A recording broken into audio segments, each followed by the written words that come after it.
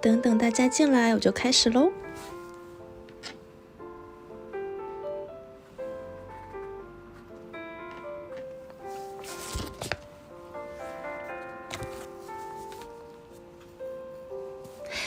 想知道最近韩国在流行什么吗？想了解关于 K-pop 的大小事吗？想听到关于我韩东的小秘密吗？那就赶快来听叮咚韩东的语音留言吧。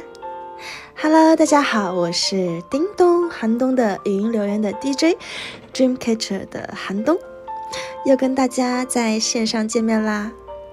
今天是火热的星期五哦，火热的周五，听到东东的声音，是不是另一种感觉呢？那就让我们用火热来开启今天的节目吧。今天来跟大家聊聊每个人几乎都会遇到的家庭烦恼。让我来看一下大家的留言。想你了，我也很想你。火热的周末前夕，对。有人说上礼拜居然念了我的留言，我在上班没有办法回应，谢谢学姐还能继续温暖我的心，谢谢你。好想东东，我也很想你们，想跟大家快一点见面。一凡说夜班人更需要寒冬的声音打气，那就让我的声音来陪伴你度过这个夜班吧。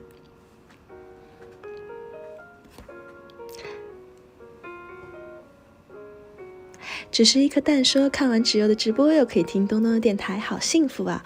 对啊，今天是我们芷悠姐姐的生日，不知道大家有没有祝她生日快乐呢？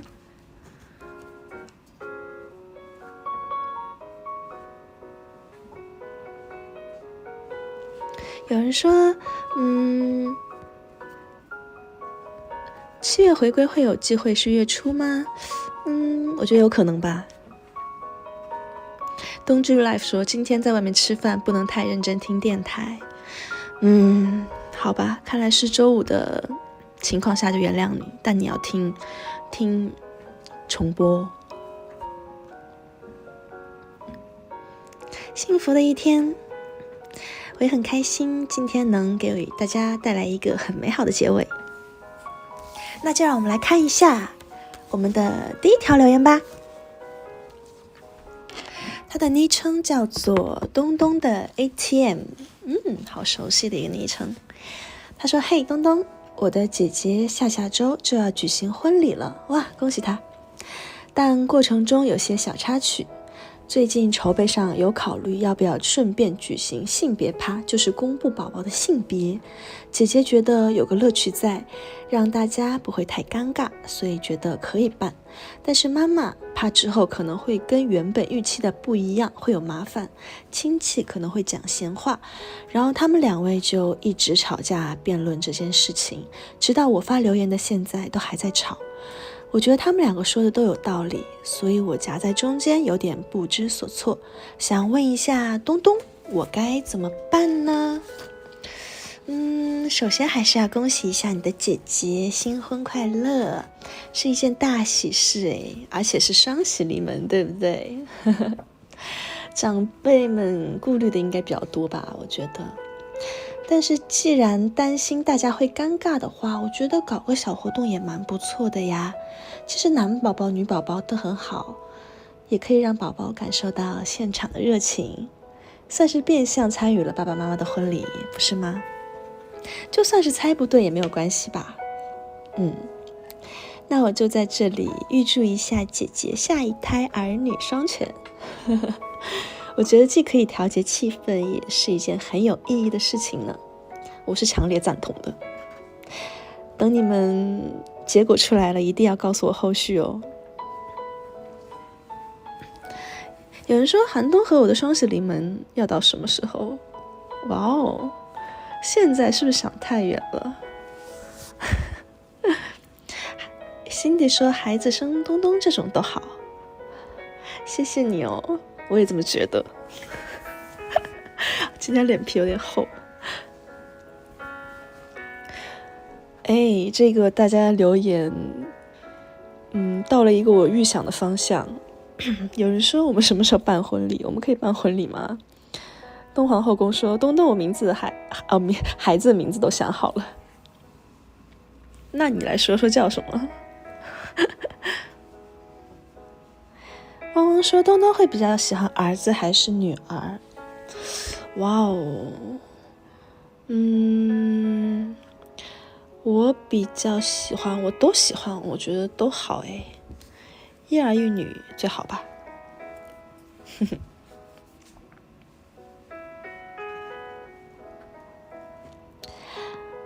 丽说哇，好温柔东东，我要哭了，谢谢。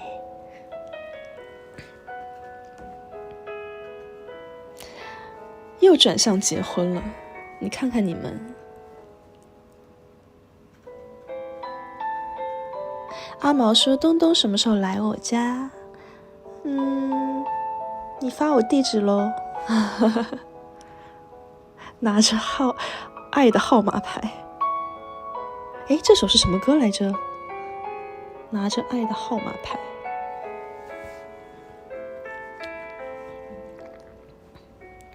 三亚橘子说东东你犯了重婚罪。我愿意咯。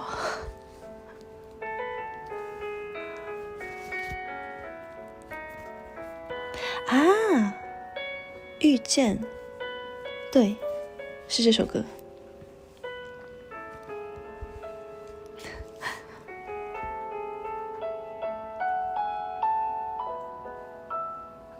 其实我觉得这个婚礼结束也可以组织一下双方的朋友聚会，就比如说邀请大家玩一下喝啤酒大赛啊什么的啊，但这个是仅供参考啦。还是开心为主，别最后喝多了。拉姆说寒冬花心大萝卜，才不是嘞，我超专一的好吗？我们这么久了，你还不知道吗？起承转酒，你想喝是吧？没有了。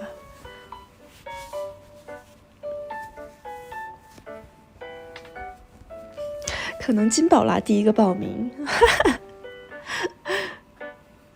我觉得他应该是最积极的。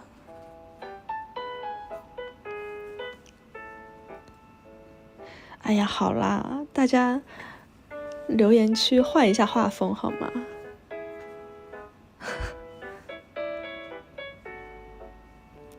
有人说今天是队长的生日，在台湾有生日应援公车，台北643号，台中101号，大家可以拍照哦。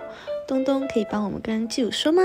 好的，我跟他说，他一定会看到啦，如果你们拍了照的话。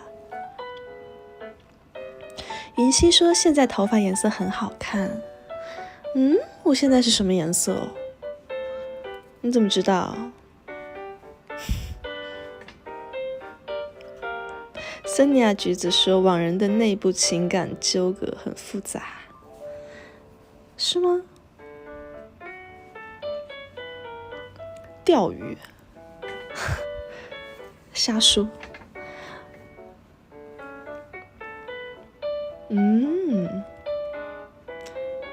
推特有放什么？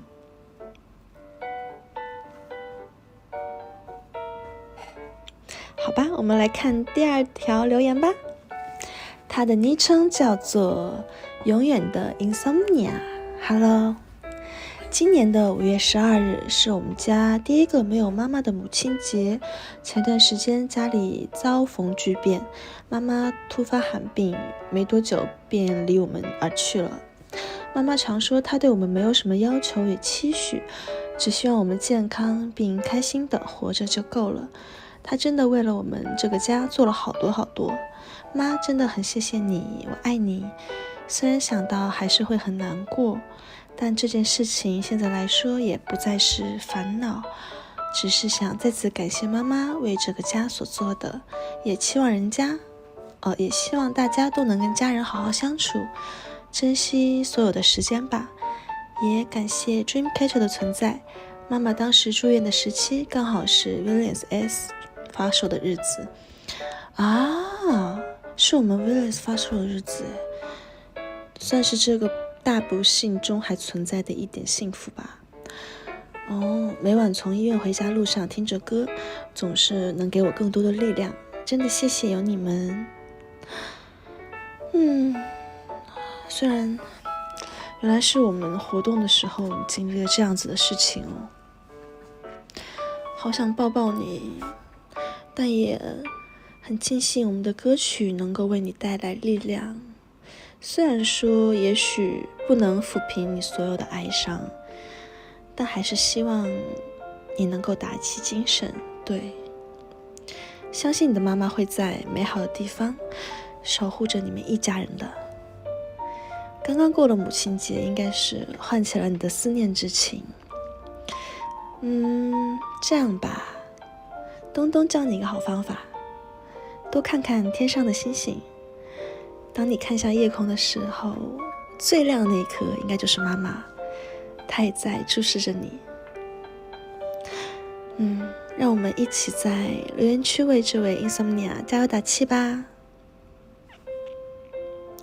其实我觉得家人就是我们心里最软弱的那一块地方，对吧？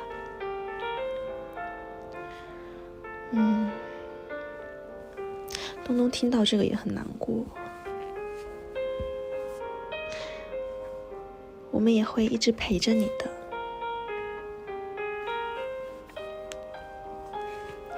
加油，这位。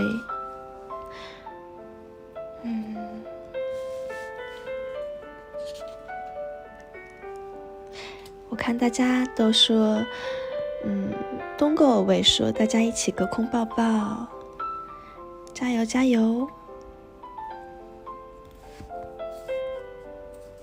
森尼亚和小网，我们都是一个大家庭，我们都会一直陪在你身边。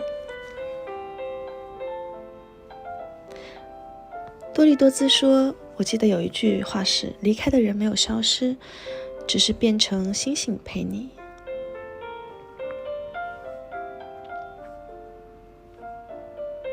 小杨说，只是去比较远的地方旅行了。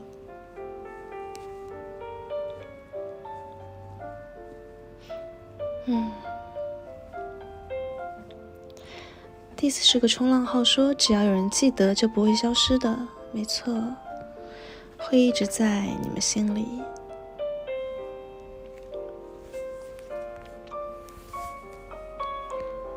西西里气泡咖啡说，离开的人真没有消失，只是在另一个时空、另一个空间继续生活。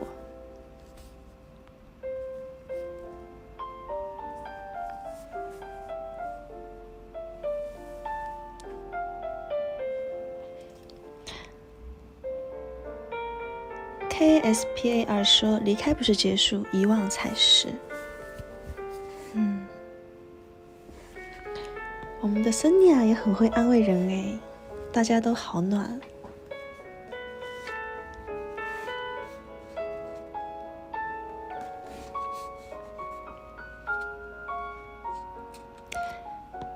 对，有人说你们活得开心会是妈妈最好的礼物。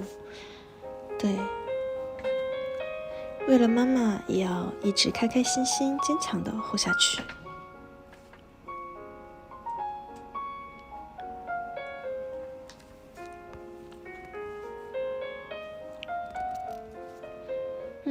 如果看见你，真的很想抱抱你。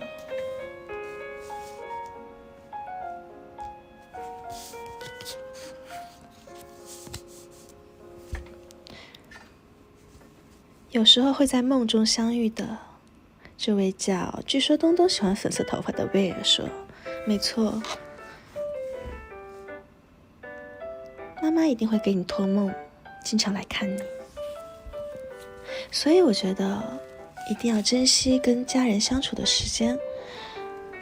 所以东东的话也是，只要一有休息有时间就会回家，多跟家人一起待一下。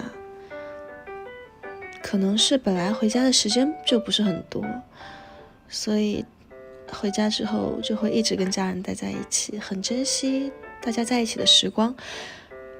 即使有的时候待时间久了也会吵架，但我觉得都是正常的，也是生活里的一部分嘛，对吗？这就是生活。今天直播结束后，大家去抱抱自己的家人吧。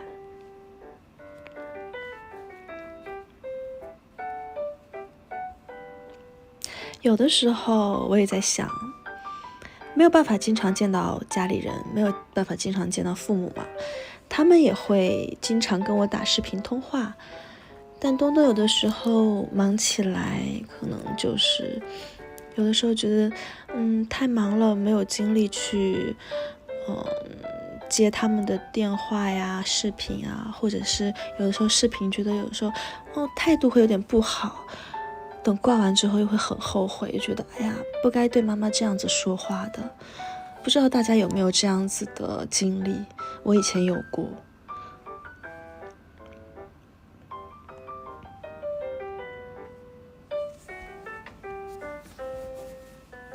东东的 ATM 说我去报了，但是被赶走了。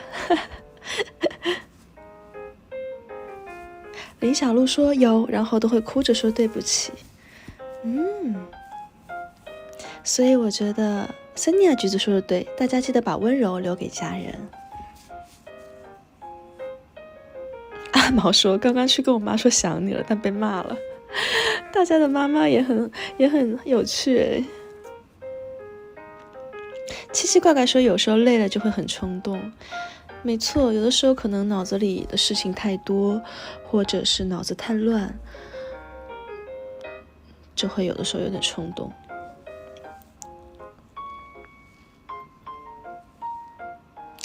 妈妈们都对浪漫过敏。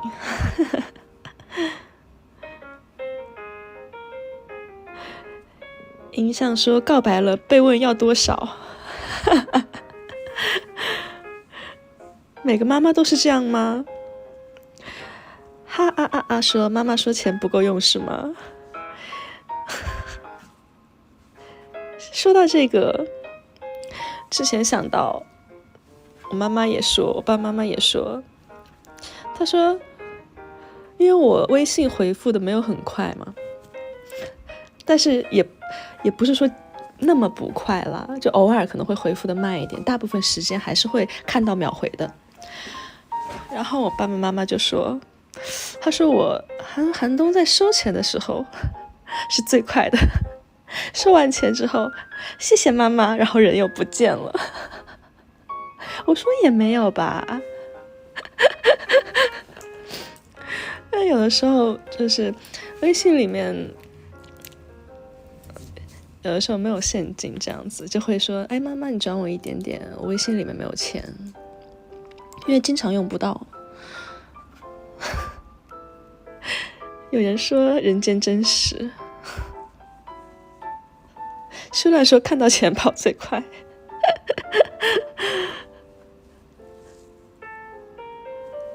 白水说我妈也以为一定有事需要帮忙才会找他们，这不能好好聊天吗？ Nancy 说人之常情，这样说起来我有点羞愧。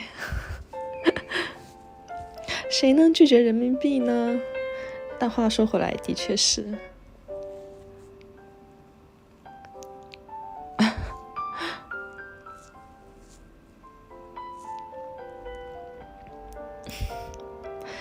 森尼亚没有失眠说要零用钱的时候都会努力撒娇和转各种贴图装可爱。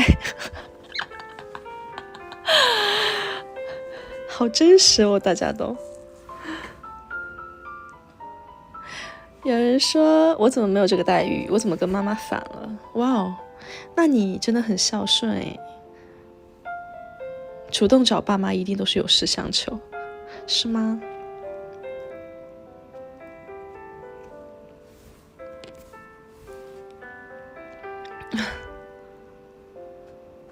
虽然说有个没有钱使用的专用表情包，上面写妈妈你看钱包空空。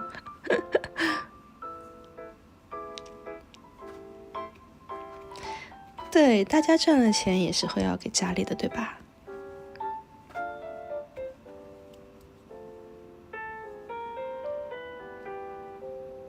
双子熊说妈妈表示有事说事，别来这套。妈妈都太了解你们了，你们一张嘴他们就知道你们下一句要说什么。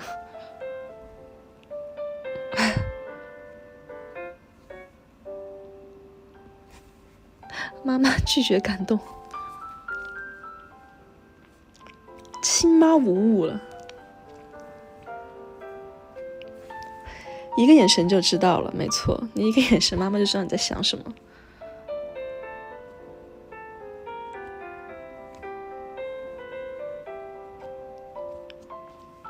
所以说大家在赚了钱之后也要好好去孝顺一下家里的父母家人。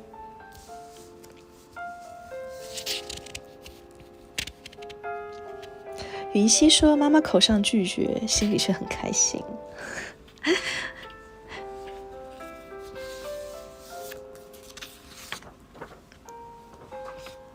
好，那我们就来看一下下一条留言吧。他的昵称叫小杨，他说：嗨嗨东东，我自己本身是独生女吧，对，我也是独生女。虽然跟父母从小就住在一起，但长大后却对爸爸产生一个距离感。虽然小时候都是爸爸带，妈妈在外工作，所以大部分下课时间都会跟爸爸黏在一起。但自从上了国中以后，因为爸爸出了很严重的车祸，整个人变得比以前还封闭自己，整天关在房间里一个人。因为身体状况，我们家也决定让他不要外出工作比较好。现在我已经要大学毕业了，很多时间不在家，所以跟爸爸的距离感明显拉开了很多。他也不会讲他内心的想法，也不会主动跟我聊天。我们一个礼拜讲上的话不到10句。目前我们的状态就可以形容为最亲近的陌生人。要沟通也是透过妈妈传达，或是留在一张纸条在桌上。想问东东对于女儿长大跟爸爸产生距离感有什么看法跟意见？我觉得可能很大部分人的爸爸都不太擅长去表达，对，好像可以去理解。因为我觉得父母之间的距离变远的原因就是不多于沟通，尤其是爸爸和女儿。很多家庭的父亲都是要保持一个比较威严的形象，让子女觉得不像妈妈一样温柔，但是爸爸就是用这种形象在外保护着我们。因为我们长大的同时，他也在变老嘛。当初威严的爸爸现在应该已经到了需要孩子们呵护的时候，所以东东觉得女儿和爸爸的距离感是作为女儿的我们可以调节的。你们觉得呢？有人说小杨说，但是在家中我妈妈是黑脸，爸爸是白脸。那爸爸也起到了一个你们中间的那种调和的作用，是不是？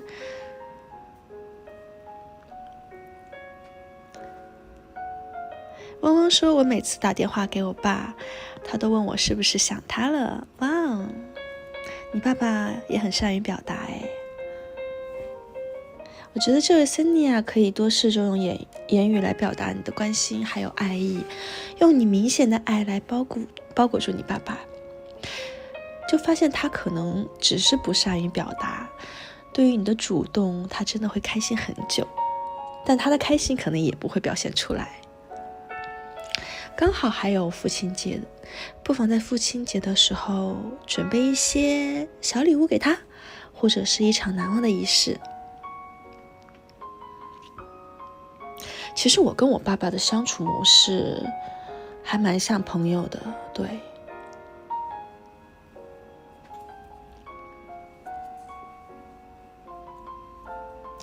有人说我的爸爸没那么多话，但一开口就是笑话，还是蛮可爱的。哇哦！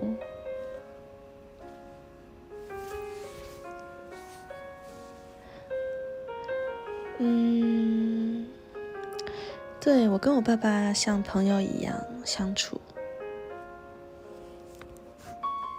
但我爸爸也是那种很善于去表达的，甚至有的时候我会觉得啊，你怎么这么肉麻呀？我会觉得我会就是有点浪漫过敏，对于他有的时候就会说宝贝爱你，或者是说什么爸爸爱你，再就是反正他就会一直把这些什么宝贝啊什么挂在嘴边，反而是我对他有点浪漫过敏。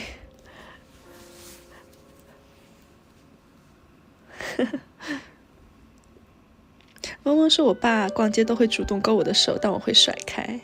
我爸爸也是诶，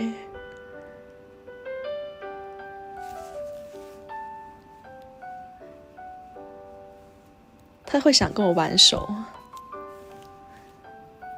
有的时候逛街他还会想就是拉着我的手逛这样子，也有可能是因为我们平常不太能够见得到吧。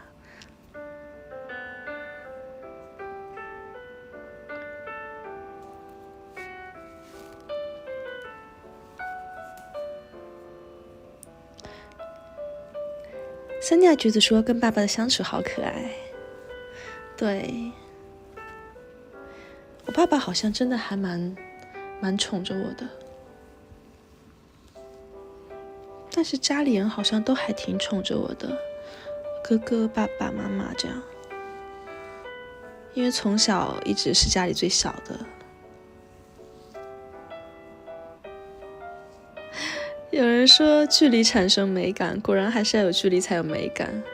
在外面读书才有感受，反而是一直待在家里很容易有不开心的情绪。没错。有人说东东是女儿，怎么能不宠？嘿嘿。我也很开心，有这么多人可以宠着我，还有我们的森尼啊。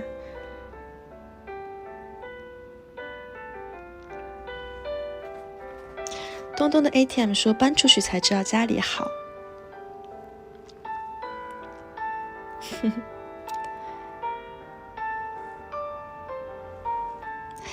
有人说放假回家没几天就被嫌烦了啦。我妈妈会这样子，好不容易回去了，然后待时间久了，她说你赶快走赶快走，别待家里了，看着你就烦。但嘴上虽然这么说，但是还是很舍不得。好了，空调唱歌了，稍等，有点冷，关掉了。欧萨斯说东妈说你又要吃了，这个有点真实。我妈妈每次都说，她说你看你的脸逐渐变胖，日渐圆润。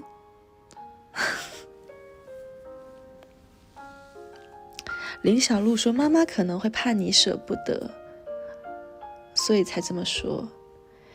不是耶，反而是我怕妈妈舍不得才会这么说。妈妈会问有没有想我们，我说没有，我就是想吃家里的东西了。她说你这个没有良心的。但是如果我说我想你们啊什么的，他们会更想，所以有的时候我就会说哎呀，不想，一点也不想你们。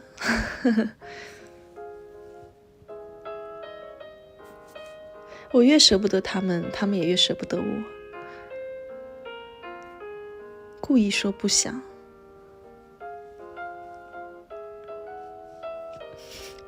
口是心非的一家人。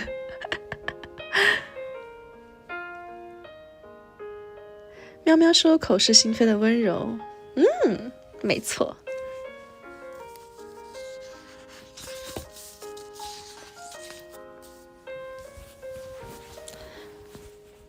欧萨斯说嘴巴说不要，身体却很诚实，这是哪儿跟哪儿？Nancy 说妈妈会不会在回家前开放给你点餐许愿回去吃的菜？会，她就会问我。妈妈上次说，她说我每次最开心的就是你回来之前，我跟你爸爸去 Mart 买东西，去超市买东西的时候，那个时候是最开心的。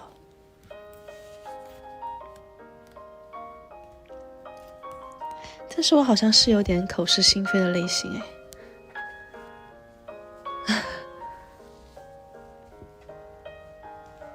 好像每个孩子回家都会这样吧，对吧？妈妈都会问你想吃什么，做一堆好吃的。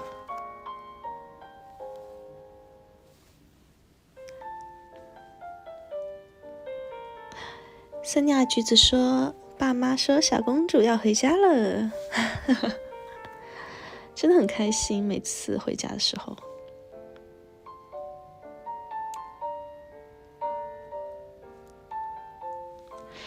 东东喜欢吃妈妈做的什么菜？除了一些很基本的日常的一些菜之外，很喜欢做妈妈烤的披萨，然后还有甜品。因为妈妈很喜欢做一些烘焙啊什么的，她会烤羊排，之前好像有给大家看过，然后还会做那种舒芙蕾。还有什么？还会做，让我回忆一下哦。我妈做的皮皮虾也很好吃，柠檬凤爪也很好吃。然后还有什么哦？哇，太久没有吃了。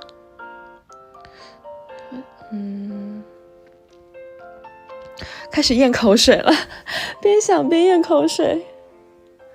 然后还有妈妈煨的汤也很好喝，排骨藕汤，还有鸡汤。做的焖饭也很好吃。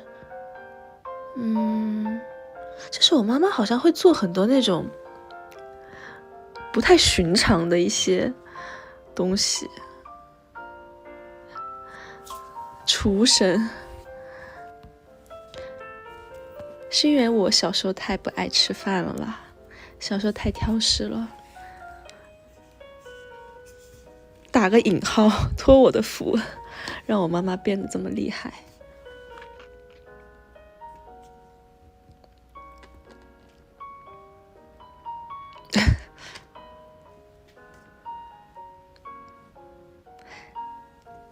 丈母娘经手，哎呦，这就叫上丈母娘了。布布说这就是妈妈的爱呀，没错。如果我以后有个女儿，肯定也会这样，就算不会做，也会想尽方法去学。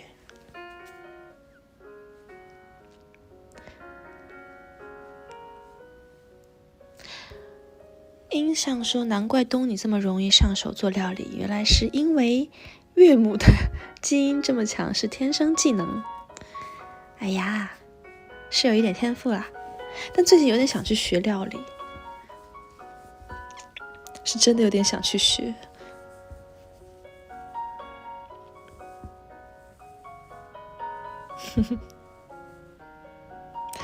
突然有人说，突然好想生一个女儿来养，必须是女儿。对啊，女儿都是小棉袄。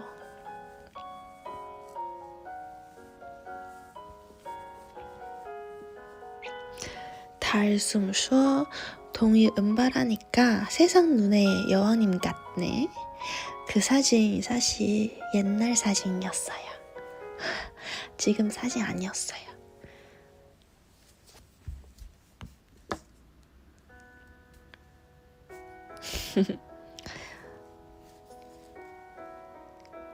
속였어. 속았다.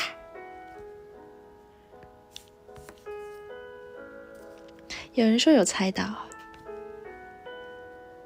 又在骗了，没有故意骗你们了啦，主要是现在没有可以发的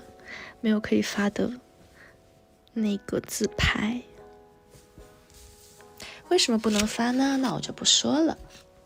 我们来读下一个留言吧。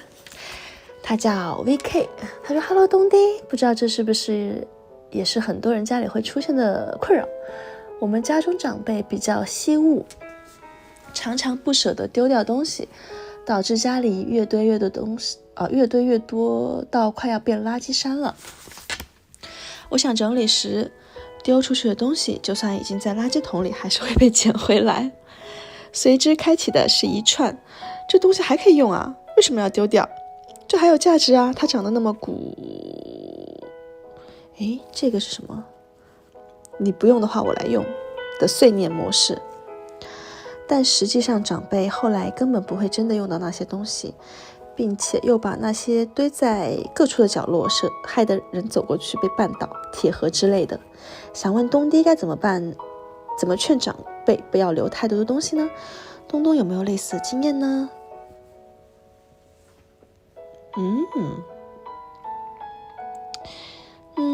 我觉得惜物这件事情好像的确是长辈们的习惯，特别是外公外婆、爷爷奶奶他们那一辈的。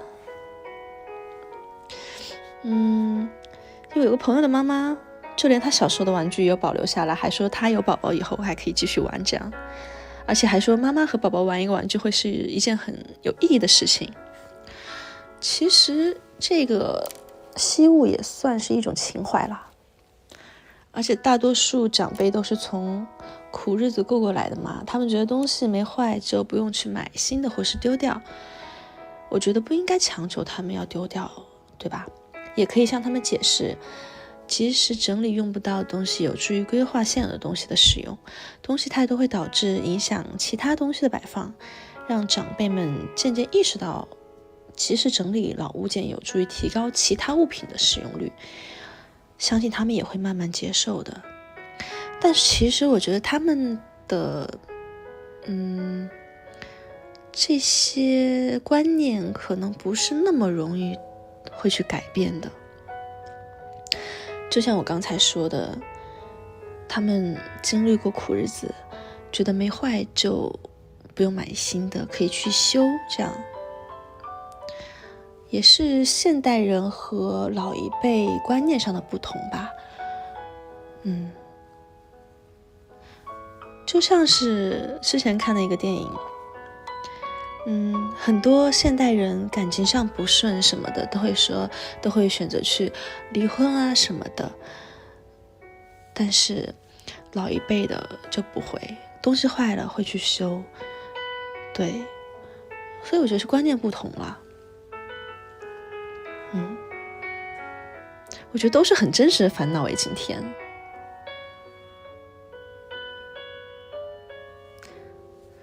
但是东弟觉得要及时去清理一些旧物，经常丢一些东西，有助于就是多清理一下身边不好的能量啊什么的。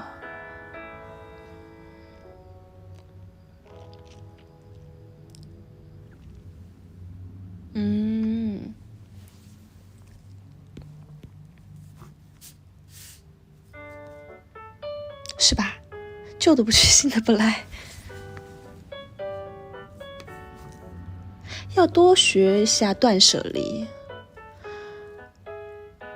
但是我也是那种非常非常恋旧的一个人。比如说有衣服或者是有一些东西，可能你看到那个衣服就会想到那段时间的回忆，所以就不太愿意去扔掉，如果是一些好的回忆的话，对吧？因为我曾经就有过，我说那这个衣服好像还可以再穿，总会用到吧，就留着不舍得扔，但到最后真的没有穿过。但是呢，等我扔掉之后，某一天又会想到，又会需要那个衣服，就觉得哎呀，当初不该扔的。所以我觉得就是这样。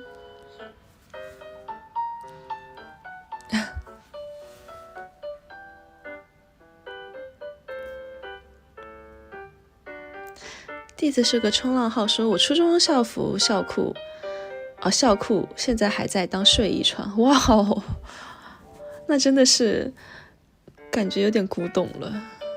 我初中的校服也在，那个是真的舍不得扔。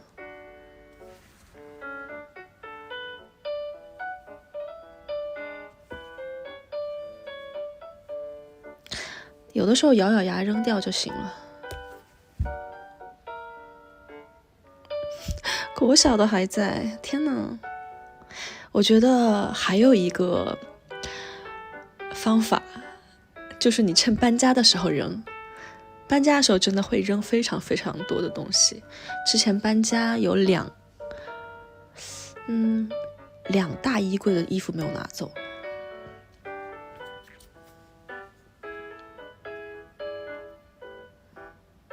对不对？搬家是一个很好断舍离的机会。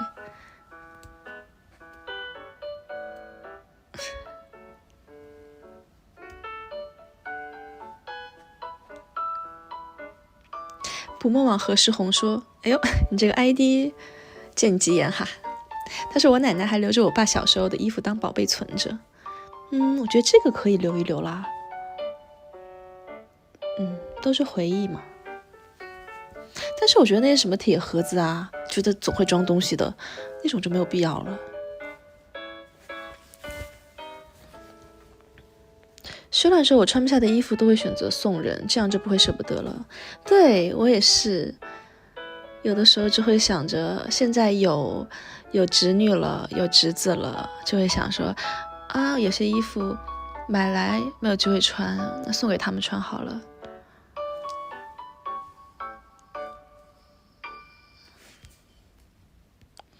Windy 说，虽然这个有点题外话，但是他说我无法向别人表达感情，尤其是我的家人，我可以照顾他们所有的需求，但无法告诉他们我有多爱他们，是个超级爱的问题。哇哦，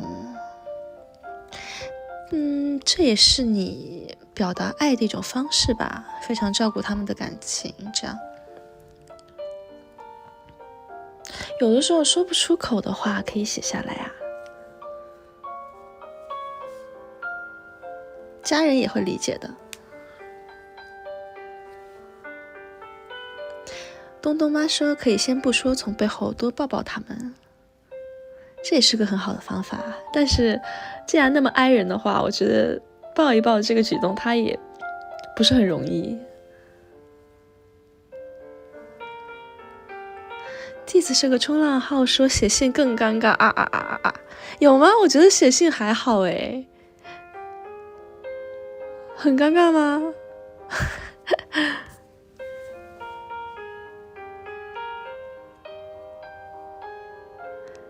啊，写信很尴尬吗？这样我觉得还好吗？是我太 F 了吗？不然寄明信片。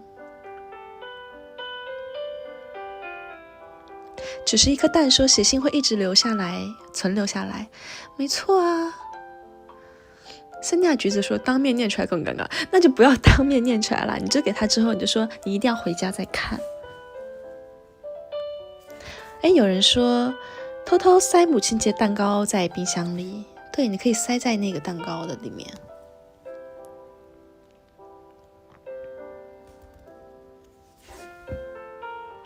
匿名说不会写信，所以不是很懂。你应该不是不会写信啦，我觉得有爱的话一定写得出来的。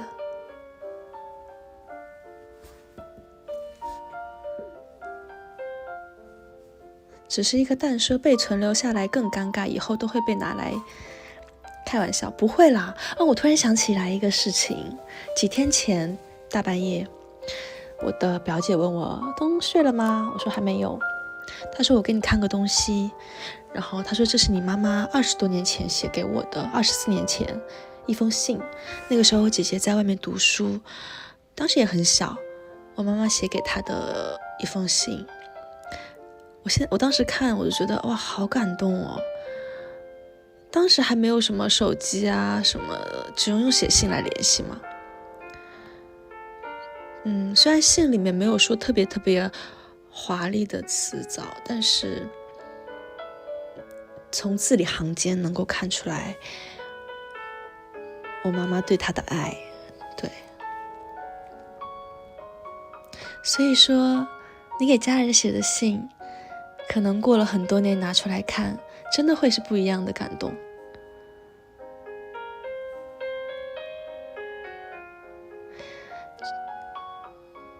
中国的家庭情感表达都比较含蓄。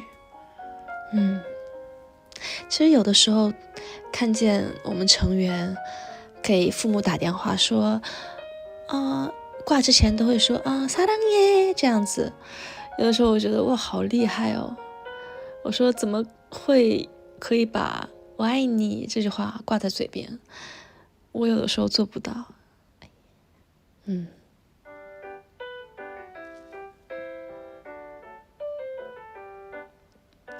李小璐说特别是金芷优整个家庭都好有爱，没错，我说的就是他。今天的寿星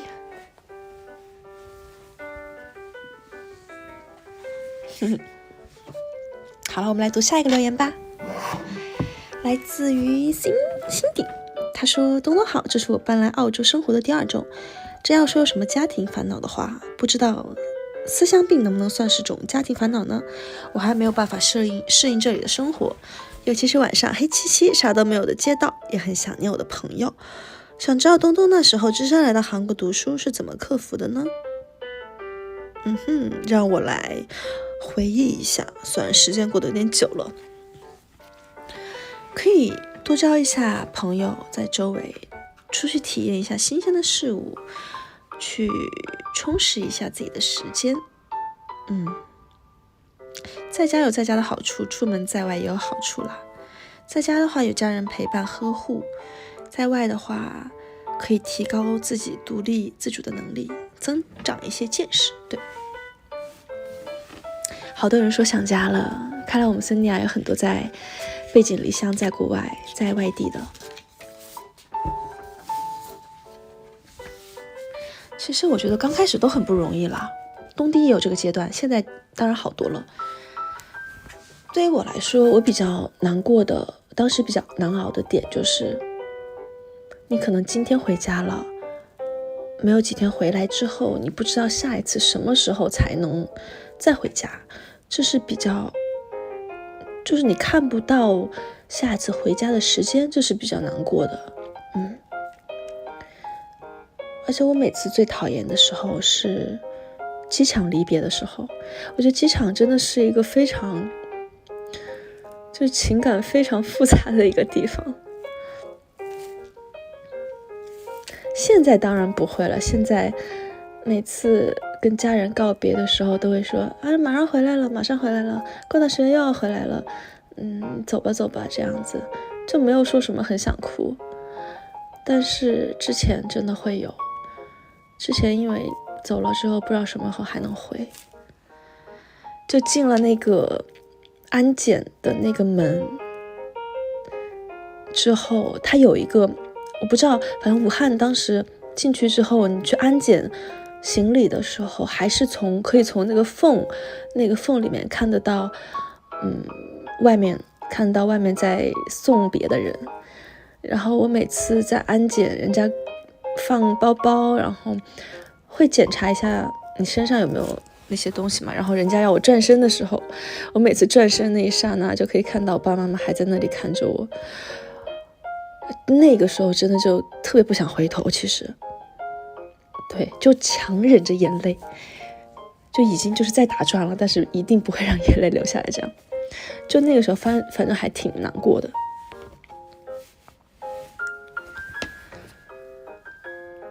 人渐渐消失的时候是最难过的。对，就你要么就突然一下进了一个地方就再也看不见了，这样就还好。你逐渐就是看他越走越远，或者是怎么样的话，还能从一个缝隙里面看到他的身影，那真的很难过。对，幸好今天的背景音特别欢乐，不然我要讲哭了。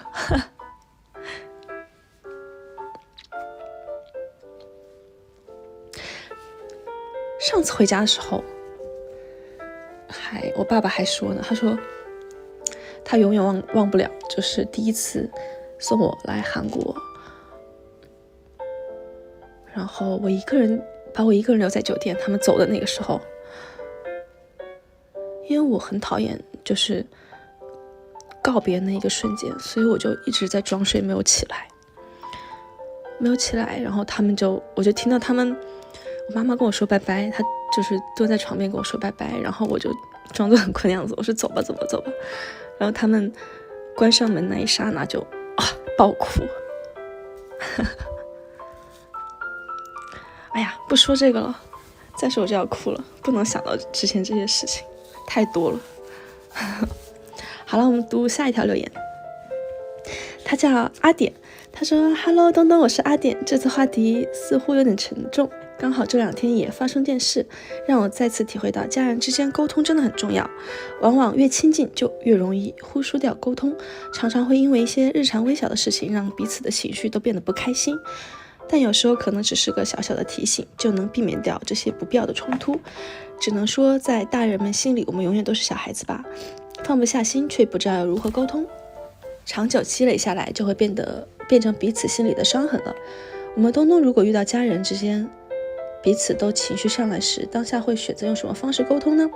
最后还有个沟通的烦恼，偷偷说其实我呢遇到了一个真心想对待的对象，却不晓得如何跟对方开口，想问寒冬宝贝，你愿意跟我一起共度未来吗？我笑死了。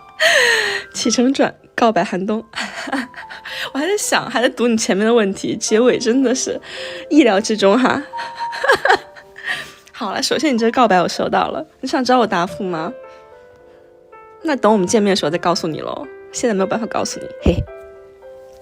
好了，先来回答一下关于家庭烦恼这个问题。我想没有人从来没跟父母吵过架吧。我很赞同你这一句，就是往往越亲近越容易疏忽掉沟通，因为我知道父母是最爱我们的，也知道争吵过后他们是不会责怪我们的，就算再生气，父母每次都会站在我们的角度，用我们年轻人压力大，工作烦恼重，就来合理化我们的火气，单方面把每次争吵简单的一笔带过。很多人一上头，我觉得就会控制不住自己的情绪。既然我们很难去阻止争吵，那就简单怎么说呢？争吵的简单的一笔带过吧。对，在争吵的时候冷静下来的时候，上门去找他们道个歉怎么样呢？你有没有发现我们其实很少去找父母道歉，反而越是亲近的人，我感觉越会拉不下脸面。其实也不一定要道歉，或者说更希望我们能够及时去沟通，不让小小的那些摩擦去伤了我们之间的感情。最主要是要勇于正视自己的错误，不要去逃避。对，没准多和他们沟通，或者是有一些这样小小的争吵，也会增强我们的感情。这些摩擦会增进感情的，彼此给自己找个台阶下嘛，对吧？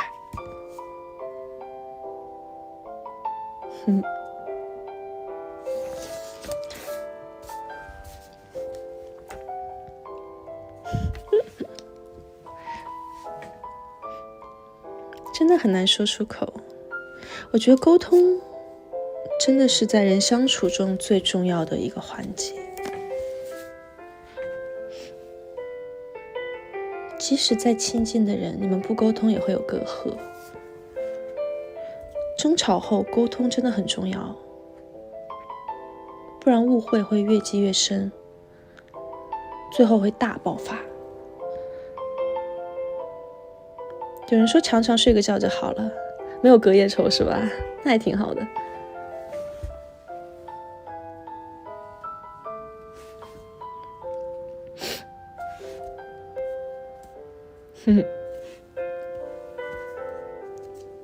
尽量把误会降到最低。是的，常常跟家人沟通不良，其实我也是，其实我也很少，这些年也很少跟家里人吵架了。一有可能是因为隔得比较远吧，二就是每次相聚的时候觉得，哎呦，这么为什么要把这么珍贵的时间去拿来吵架呢？对不对？我们多留一些快乐的时光不好吗？这即使大家可能真的有一些不开心不如意的地方，想想互相忍让一下就算了，这样。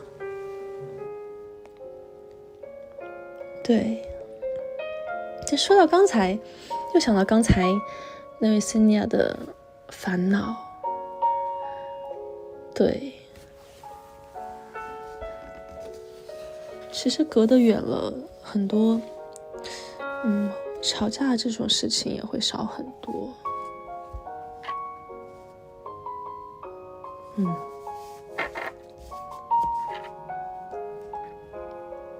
忍一下海阔天空。尤波说我会避免吵架，一感觉到我会马上转话题。你很聪明哦。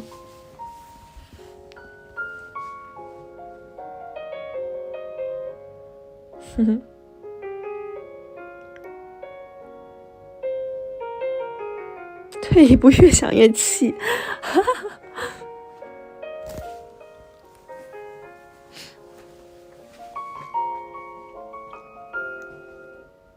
好啦，我觉得要多珍惜一下跟家人在一起的时间啦，无论是在父母身边的，还是在国外读书、国外生活的森尼亚。想念的时候就多多视频，也可以在出门游玩的时候，将具有当地色彩的一些明信片啊寄到家里，让家人也可以一起和你分享当下事物的喜悦，就保存下来也很有意义，对不对？其实现在的话，回家也没有说特别的不方便。像之前我觉得，疫情那段时间比较难过吧，特别是在国外的，回一趟家很不容易。又说到刚才那个话题了，所以之前疫情前我离开家的时候也是很难过。我记得那一段时间是我最久没有回家的，可能有2年多。所以我印象很深刻，好像是有一年生日，在我们线上演唱会的时候，经纪人当时给了我一个小惊喜，在演唱会当时没有告诉我，放了我爸爸妈妈给我的那个音频。当我爸爸就是说武汉话那一句一出来，我就觉得我就绷不住了，然后妈妈声音一出来，我就完全大失控。当时那种感触是我可能当时活了这么久都没有体验过的，对，那种感动。2021年，没错，绷不住了。现在想想都是一些很温暖的回忆呀。还好当时有成员在身边抱抱我。多利多兹说眼泪跟消防栓一样。双子熊说屏幕前的我也哭了。我从那以后都没有敢去看一遍那一次的那个视频，因为我经常会看一些哔哩哔哩的视频啊什么的，但那个视频经常会在前面，我都没有打开，就没有敢点开过。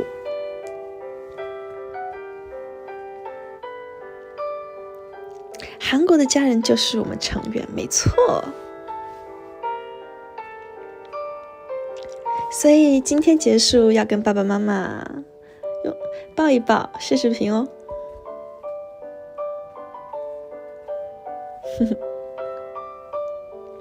森尼亚橘子说好想知道东东都看什么视频。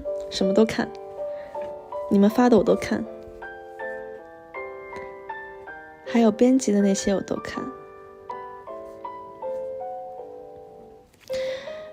有人说东东要光速结尾了吗？哎呦，你怎么知道？好啦，快乐的时间总是过得特别快，我们的第8次见面时间也要到了，说再见的时候了。哇，好快，都已经8次了。经过这几期的节目，已经和大家聊了很多话题，猜猜我下次还会准备什么主题呢？放心，一定不会让大家失望的啦。一起期待下一期的节目吧，希望今天都能做个好梦，要梦到我哦。以上是今天叮咚寒冬的语音留言的全部内容，我是 Dreamcatcher 的寒冬，下期见，很开心这1个小时跟大家度过了一个有笑有泪的时光，拜拜啦，柴家，你公哥。